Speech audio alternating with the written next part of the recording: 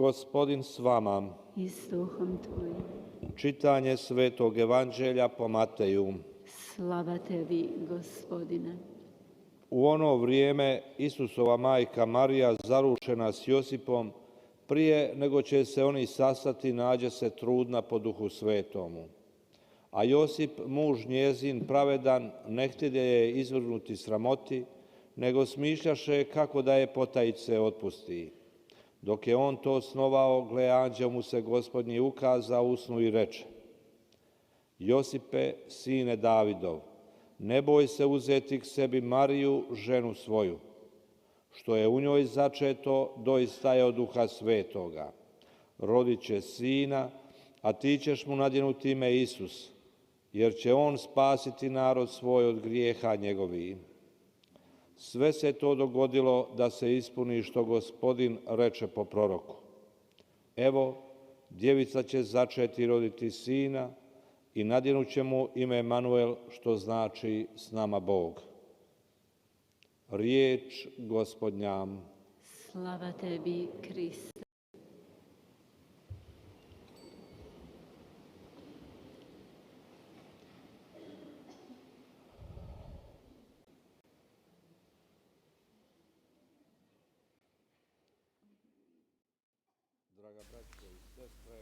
사랑하는 형제자매 여러분, 때때로 젊은 부부들은 자신의 자녀들에게 조금은 특이한 이름을 지어주려고 합니다. 누군가는 그런 이름을 원하지 않습니다. 또 부모들은 이름은 상관없어라고 하지만 그렇지 않습니다. 라틴어 속담에 이런 말이 있습니다. 이름은 표시다라는 말입니다. 이름은 한 사람의 정체의 일부입니다. 우리 각자는 이름이 있습니다. 그 각자의 이름에는 의미가 담겨 있습니다. 사람들에게 이름은 매우 중요합니다.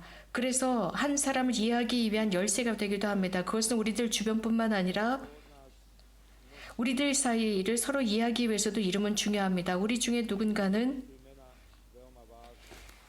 자신의 이름을 좋아하거나 또 어떤 사람들은 그 이름을 싫어해서 다른 방법으로 불려지길 원하거나 개명을 하기도 합니다. 그래서 심리학에서도 이런 말을 합니다. 심리학에서도 이름은 의미가 깊다라고 하고 있습니다. 우리는 불리는 대로 되고 또 그 이름대로 우리입니다. 우리 자체가 이름을 대표하고 있고 그 이름이 우리를 대표합니다. 그런데 어느 한 아이가 유년 시절 전체를 살아가면서 요한이라고 불리거나 혹은 큰 요한이라고 불리는 것, 이것은 영향을 미칩니다. 우리가 여기에서 알아야 하는 것은 이름은 한 사람의 존재를 보장해 준다는 것입니다. 존재하기 때문에 이름이 불려집니다.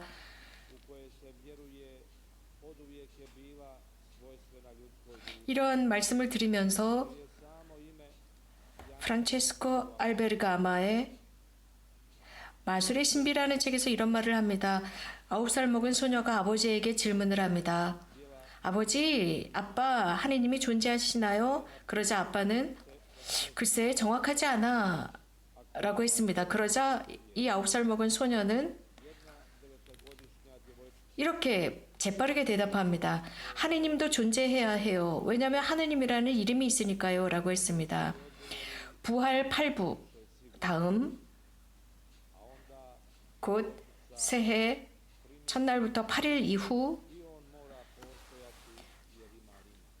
아기는 할례를 받은 뒤에 예수라는 이름으로 불리게 됩니다. 그것은 예수님께서 잉태하시는 그 순간 예수라 할 것이다 라는 천사의 말 그대로였습니다. 그리고 이틀 뒤 전례에서는 예수님의 이름에 관해서 언급합니다. 그리고 프란치스코의 작은 형제회에서는 거룩하신 예수 그리스도의 이름이라는 축일이 있습니다. 시에나의 베르나르도 성인께서는 예수님의 이름에 관해서 이런 말씀을 하셨습니다.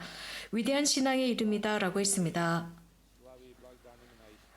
예수님의 이름은 위대한 원천을 지니고 있다. 예수 그리스도의 거룩한 이름 축일은 프란치스칸들에게만 중요한 것, 남녀 프란치스칸들에게만 중요한 것이 아니라 온 세상 그리스도인들에게 중요한 축일입니다. 모든 신자는 이 이름을 알아야 합니다. 이 이름의 근본 뿌리를 알아야 합니다. 왜냐하면 많은 그리스도인 이름, 영명, 본명의 배경에는 아주 중요한 요소들이 있습니다. 누군가가 어떤 이름으로 불려졌을 때 우리는 그가 존재함을 인정합니다. 이렇게 하나님께서는 우리들 각자를 이름으로 불러주셨습니다. 그 뜻은 우리를 알고 우리를 사랑하시고 우리를 좋아하신다는 뜻입니다. 또 우리들을 각자의 자녀들로 만나고 싶어 하신다는 뜻입니다. 하느님은 우리를 이름으로 불러주십니다. 각자에게는 이름이 있습니다. 모세가 하느님께서 당신의 이름을 계시하시려고 했습니다. 즉 모세는 야훼께 물었습니다. 저를 보내신 분이 누구냐고 백성들이 물으면 당신의 이름을 뭐라고 할까요? 이집트의 노예 생활로부터 해방하시는 분이 누구라고 할까요? 라고 했을 때 아주 신비로운 이름을 야훼께서 알려주십니다. 야훼였습니다. 내가 그다 였습니다. 있게 될 그다 였습니다. 이 번역은 바로 나를 믿어라 라고 번역될 수 있습니다. 내가 너희와 함께 있다. 지속적으로 너희와 함께 있다 라고 번역할 수 있습니다. 내가 이 자리에도 있고 미래에도 너희와 함께 할 것이다. 너희를 위한 바로 그다 라고 번역할 수 있습니다. 신약에서는 특별히 요한복음에서는 모든 예수님의 이름 신학이라고 할 수 있습니다. 예수님께서는 예수님의 이름으로 하나님의 이름으로 기도합니다. 하나님의 이름으로 기도하고 또 예수님의 이름으로 구원이 오고 예수님의 이름으로 함께 모여서 기도하고 예수님의 활동 그것은 그것은 예수님의 이름이 현존한다는 것입니다. 예수님의 이름 뒤에는 매우 위대한 메시지가 있습니다. 여호와라고 히브리어로 읽음으로써 이 여호와는 하느님, 야훼 곧 하나님께서 구원하신다라는 의미를 담고 있습니다. 그렇기 때문에 마테오복음에서는 요셉이 예수라 명할 것이다 라고 전하고 있습니다. 그분께서 이스라엘 백성들을 죄로부터 구원하실 것이라는 의미입니다. 초대 그리스도교 공동체에서는 초기에서부터 예수님의 이름을 중요하게 여겼습니다. 그래서 예수님의 이름을 공경하는 것으로 시작했습니다. 그래서 바오로 성인의 찬가에서도 드러나고 있습니다. 하나님께서 그분을 들어 올리셨고 모든 이름 가운데 가장 높은 이름으로 들어 올리셨습니다. 예수님의 이름 앞에서 모든 사람들이 무릎을 꿇고 하늘과 땅과 지하와 모든 언어까지도 예수 그리스도가 주님이라고 노래하고 하나님께 영광과 찬미를 드린다 했습니다. 예수님의 이름에 대한 공경은 12세기부터 시작이 되었습니다. 그리고 13세기에는 절정을 이루었고 13세기에 시에나의 성 베르나르디노에 의해서 더 확산되었습니다. 사람들 가운데 가장 위대한 이름, 이러한 공경은 계속 지속되면서 그리스도교의 초대에서부터 시작이 되었고 이집트의 은수자들, 예를 들어서 성 안토니오는 예수님의 이름을 극진히 공경했습니다. 그것은 또한 많은 은수자들의 삶, 아토스나 러시아 등지에 살고 있는 은수자들의 삶 속에서도 드러납니다. 이것은 다름 아닌 예수님에 대한 기도의 원천입니다. 당신의 이름이 거룩히 빛나시며에서부터 시작이 됩니다. 그 이후의 세대에서부터 시작되면서 즉 13세기부터는 프란치스칸들이 예수님 이름 공경을 확산시켰습니다.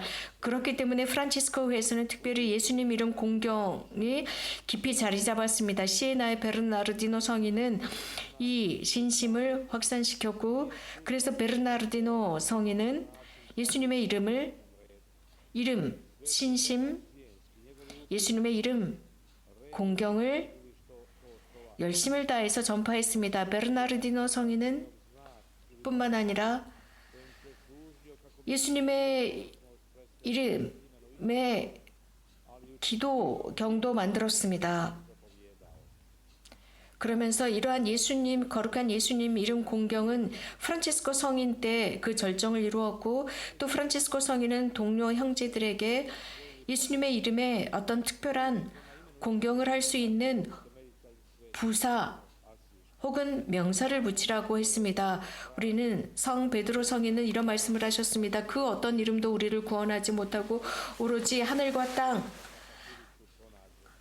가운데 우리를 구할 수 있는 유일한 이름은 예수라는 이름이라고 했습니다. 예수님을 통해서만 우리는 구원받을 수 있다고 했습니다. 단 두 이름만 존재한다라고 했습니다. 그 이름은 평화, 기쁨, 행복, 안전함, 이 모든 것은 바로 예수님과 마리아의 이름에 있습니다. 지극히 거룩하신 예수님의 이름, 그 이름은 폭풍을 가라앉히고 욕망을 가라앉히고 자비와 은총을 주시며 영혼들을 안전하게 하며 하느님의 사랑을 느끼게 하고 하느님의 위로를 가져다 주고 바른 길을 가도록 이끌어주며 슬픔을 멀리하게 하고 마음의 기쁨을 가져다 줍니다. 순교자들에게 힘을 주고 신앙을 위해서 싸우는 모든 신자들에게 용덕을 줍니다. 모든 방해물을 이겨나갈 수 있도록 하며 모든 고통을 이겨나가고 모든 시련과 박해를 이겨나갈 수 있는 힘을 줍니다. 심지어 죽음까지도 감수할 수 있게 하는 것이 이 거룩한 이름 예수입니다. 모든 상처를 이기게 하고 모든 승리한 사람들이 예수님의 이름으로 가능했습니다. 모든 영혼의 위로를 줍니다. 성 베르나르도는 이런 말을 했습니다. 늘 마음 안에 예수님을 간직해야 한다라고 했습니다. 십자가에 달리신 예수님의 그 모습, 예수님의 그 십자굴상의 모습이 늘 우리들의 의식에 새겨져 있어야 한다 했습니다.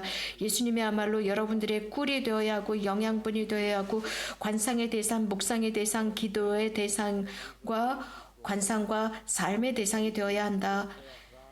여러분의 죽음과 부활의 대상이 되어야 한다라고 했습니다. 예수님은 입 속에 있는 꿀이 되어야 하고 귀에 감미로운 소리가 되어야 하고 마음에 안전한 소리가 되어야 한다. 예수님은 우리들의 중심이 되어야 합니다. 예수님은 우리들의 느낌과 정서의 중심이 되어야 하고 그분은 우리들의 호흡이 되어야 하며 우리들의 영혼과 인생의 호흡이 되어야 합니다. 그분 안에서 활동하고 그분을 위해서 활동해야 합니다. 이렇게 될 때 오로지 그분만을 섬기게 되고 그분을 만족시키려고 노력하고 그분을 기쁘게 하려고 노력하고 그분과만 대화를 하려고 하고 우리들 눈앞에는 오로지 그분만 있게 됩니다. 오로지 그분만을 기쁘게 하려고 노력하고 그분을 향해 걸어가고 그분을 위해서 일하고 그분을 위해서 기꺼이 고통당하고 그분을 위해서 매번의 희생을 감수하고 아무리 고통스러울지라도 감수하며 그분을 위해서 죽을 수도 있게 됩니다.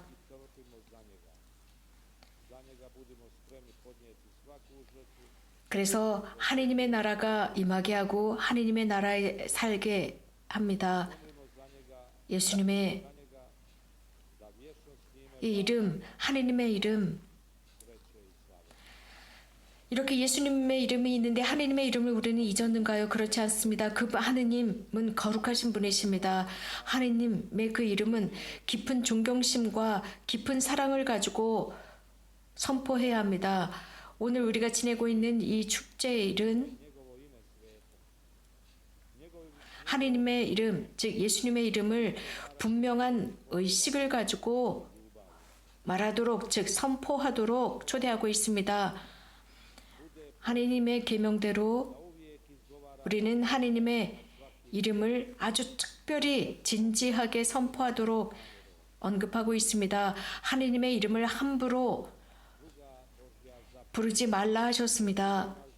그래서 우리는 공경심과 존엄과 큰 영광을 가지고 주님의 이름을 불러야 합니다. 함부로 그분의 이름을 부르는 것이 아닙니다. 바로 오늘 우리가 지내는 이 축일이 우리가 이렇게 살도록 초대하고 있습니다. 또 강조해야 하는 것은 그분의 이름은 지극히 거룩합니다. 오늘 우리가 지극히 거룩한 예수님의 이름 축일을 지내면서 기억해야 하는 것은 감사입니다. 우리들의 신앙과 우리들의 고백 속에서 감사가 흘러나와야 합니다. 이유는 우리는 예수님은 약속된 메시아 하느님의 아들임을 고백하기 때문입니다.